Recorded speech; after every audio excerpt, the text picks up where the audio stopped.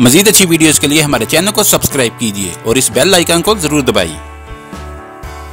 गुज़श्ता दिनों ईरानी सूबे सिस्तान बलोचिस्तान में ईरानी फौज पर खुदकुश हमला हुआ, जिसमें पासदारान इनकलाब के 27 एहलकार जान बहक हो गए। अब इस हमले के हवाले से ईरानी चीफ ऑफ स्टाफ मोहम्मद बगीरी ने पाकिस्तान को इंतहाई अहम पैगाम भिजवा दिया है।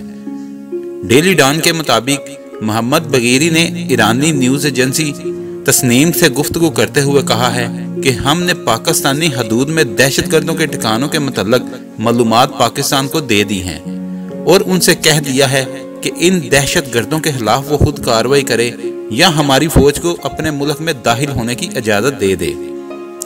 ईरानी चीफ ऑफ स्टाफ का मजीद कहना था कि पाकिस्तान ने अपने सूबे बलूचिस्तान के ईरान से मुतल्लिक़ इलाकों में दहशतगर्दों के खिलाफ ऑपरेशन शुरू कर दिया है।